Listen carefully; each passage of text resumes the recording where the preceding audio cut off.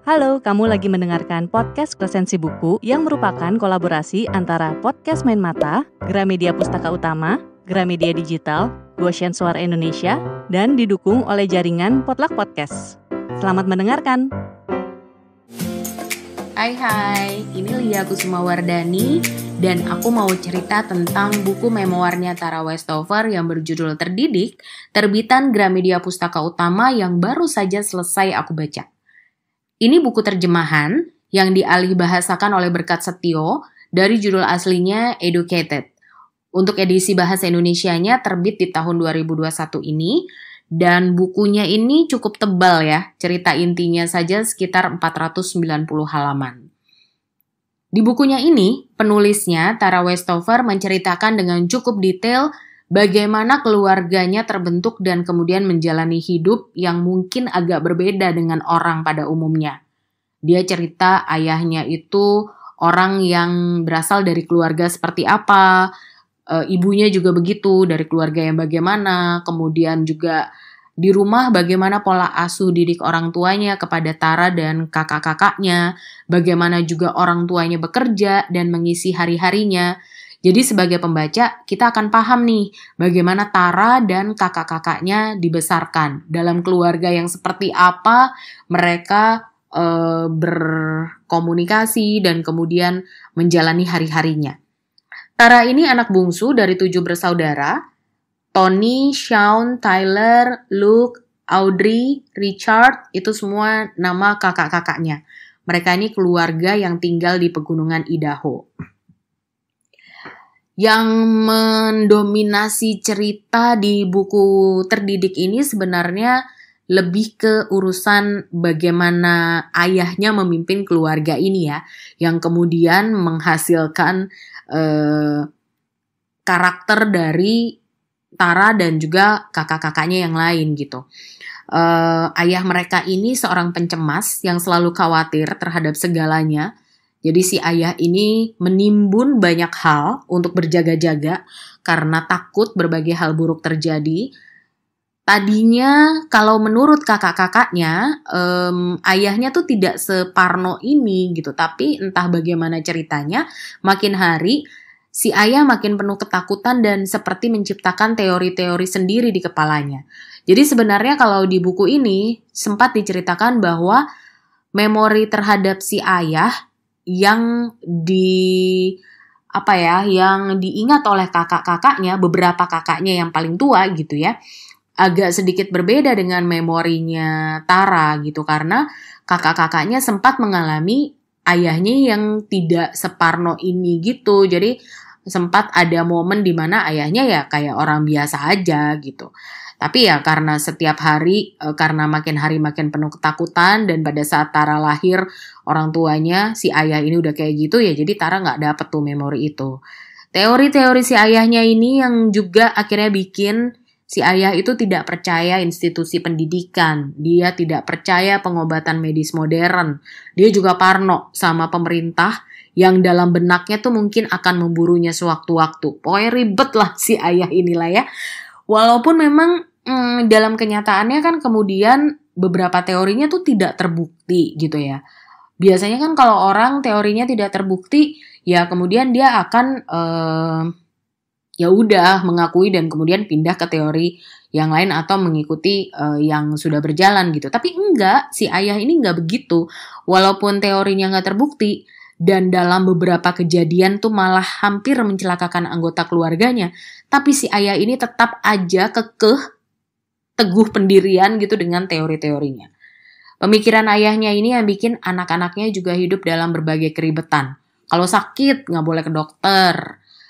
Buat menuntut ilmu nggak boleh sekolah. Jadi anak di keluarga itu akhirnya homeschooling yang walaupun sebenarnya nggak jelas juga ya belajarnya kayak gimana, yang dipelajari apa gitu. Dan sempat sih sebenarnya kakak-kakaknya Tara ini ada yang pernah sekolah di sekolah umum, tapi kemudian ayahnya menarik mereka semua keluar dari sekolah dan ya udah bertujuh-tujuhnya tuh homeschooling. Ibunya juga kemudian walaupun tidak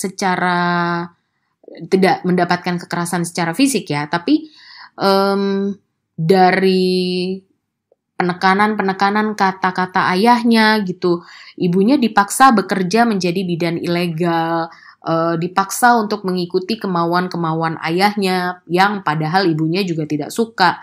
Dan banyaklah perintilan keribetan lainnya yang bikin gemes waktu baca buku ini. Karena memang ya itu tadi, ayahnya tuh mencoba untuk memasukkan semua teori-teori dia ke dalam keluarganya. Gara-gara itu juga anaknya tidak punya banyak kesempatan bergaul dengan orang lain. Tadi kan ayahnya itu pengen dia siaplah menghadapi berbagai kalau misalnya ada hal-hal buruk terjadi gitu, keluarga ini menjadi keluarga yang siap. Makanya kegiatan mereka sehari-hari tuh jadi kayak menimbun berbagai hal. Ayahnya menugaskan anak-anaknya untuk membantu dia menjadi penimbun barang rongsokan gitu. Barang yang dikumpulin sama ayahnya terus dipilih, dan kemudian ditimbun untuk menurut ayahnya ya bekal masa depan gitu ya. Sebenarnya ibunya tadinya tuh hidup dalam keluarga yang lebih rapi ya, lebih teratur gitu. Anak kota. Tapi semakin lama menjadi orang yang semakin pasrah karena kalah wewenang. Jadi ya dalam banyak hal dia mengikuti kemauan suaminya gitu. Walau memang adalah diceritakan di buku ini juga sedikit-sedikit ibunya ini juga kalau untuk hal-hal yang menurut ibunya masih bisa ditutupi dari ayahnya gitu, dia tidak cerita ke si suaminya. Seperti waktu Tara ini kan ikutan kelas vokal yang gurunya didatangkan ke rumah. Nah, setelah dia ikutan les menyanyi, dia kemudian ada pentas menyanyi pertama kali gitu. Ayahnya tadinya nggak dikasih tahu karena kan itu kayak agak menentang teori-teori ayahnya. Tapi kemudian ayahnya diberitahu juga udah deket-deket di harinya si Tara pentas. Pas ayahnya lihat, protes-protes juga, walau akhirnya kemudian ayahnya kayak sedikit kompromi gitu ya setelah melihat, wah ternyata si Tara keren juga nih waktu tampil gitu. Akhirnya ya ayahnya maulah menerima bahwa anaknya boleh nih tampil seperti ini. Itu kayaknya jadi momen pembuka jalan juga ya bagi Tara untuk berkenalan quote unquote gitu dengan orang lain di luar keluarganya. Dia akhirnya jadi tahu juga kalau dunia itu luas, banyak juga yang belum diketahui. Dia juga akhirnya tahu bahwa pergaulan itu menjadi seperti ini dan sebagainya itu ya banyak yang dia ketahui setelah dia ikutan pentas nyanyi, ikutan audisi drama gitu-gitu. Singkatnya kemudian pada saat itu memang Tara tuh udah kayak pengen, aku tuh gak bisa nih kayaknya hidup di keluarga ini yang begini-begini aja. Aku tuh sebenarnya pengen belajar di sekolah gitu. Dia tuh sempat mengajukan keinginannya kepada ayahnya, tapi balik lagi karena itu dia apalagi anak bungsu ya, terus udah gitu dia kalah wewenang kan pastinya. Nah itu kayak terpendam lagi sama ayahnya, dia diminta untuk ikut bantu pekerjaannya lagi. Jadi terkuburlah keinginan sekolah itu. Umurnya 17 tahun tuh waktu dia kemudian pertama kali mulai belajar di sekolah. Kenapa kok akhirnya bisa? Karena dia lihat si Tyler kakaknya. Kakaknya tuh berhasil mendobrak tradisi ayahnya dan kemudian si Tyler ini masuk perguruan tinggi. Tyler lah yang bilang juga ke si Tara bahwa ini rumah ini tuh bukan tempat yang cocok buat kamu gitu. Kamu tuh perlu keluar, perlu belajar, perlu sekolah gitu. Dan kamu bisa ada kok universitas yang mau menerima anak-anak homeschooling gitu ya. Akhirnya dengan belajar dari banyak orang, termasuk dari Tyler itu, dari kakaknya itu, Tara berhasil masuk universitas, kemudian dia meraih gelar BA dari Brigham Young University, mendapatkan Gates Cambridge Scholarship, terus dia juga mendapatkan gelar Master of Philosophy dari Trinity College, University of Cambridge. Terus juga di tahun 2010 dia menjadi Visiting Fellow di Harvard University. Dia kemudian kembali ke Cambridge dan meraih gelar PhD di tahun 2014. Kalau ngomongin buku ini, ceritanya di buku ini sangat mengalir. Jadi waktu aku baca buku ini, aku tuh merasa seperti mendengarkan cerita seorang teman. atau kayak baca satu surat panjang gitu dari teman yang tinggalnya sangat jauh.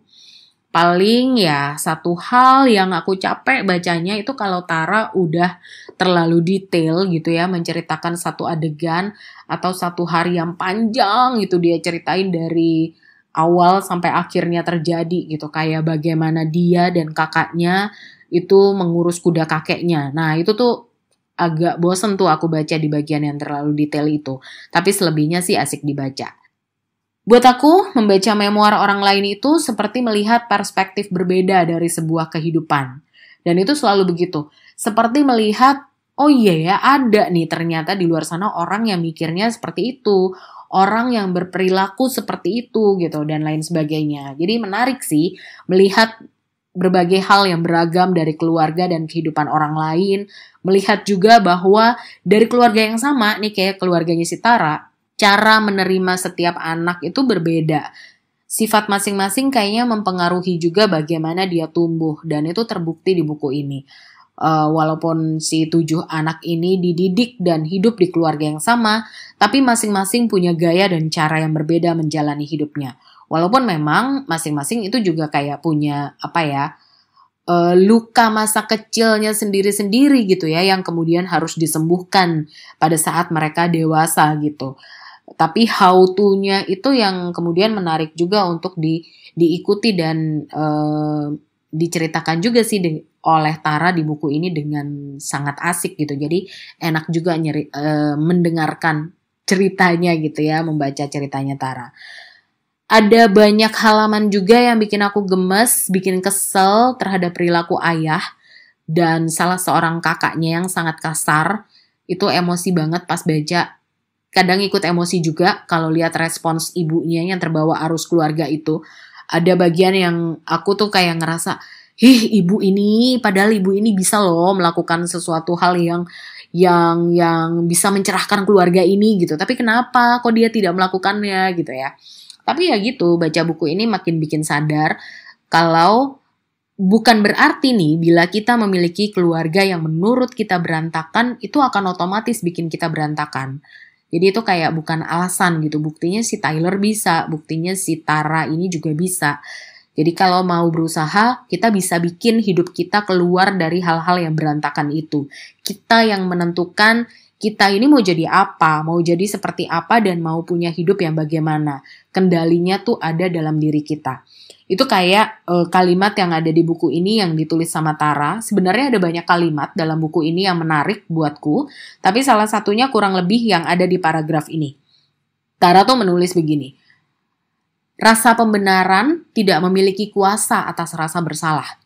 Kemarahan yang ditujukan kepada orang lain tidak dapat menghilangkannya, karena rasa bersalah tidak pernah merupakan masalah tentang mereka.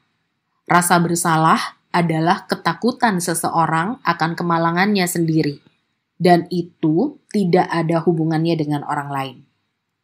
Aku melepaskan rasa bersalahku ketika aku menerima keputusanku dengan caranya sendiri, dengan tidak menelusuri lagi kesengsaraan masa lampau, tidak lagi menimbang-nimbang dosanya terhadapku, tidak lagi memikirkan ayahku sama sekali. Aku belajar menerima keputusanku demi kepentinganku sendiri. Keputusanku telah kubuat karena aku, bukan karena dia. Karena aku membutuhkannya, bukan karena dia pantas mendapatkan keputusanku. Itu satu-satunya cara agar aku bisa mencintainya. Ini buku gila, keren banget sih. Aku suka buku yang pas juga buat refleksi diri dan belajar dari pengalaman orang lain. Oke, begitu rasaku setelah membaca buku terdidiknya Tara Westover ini. Terima kasih sudah mendengarkan.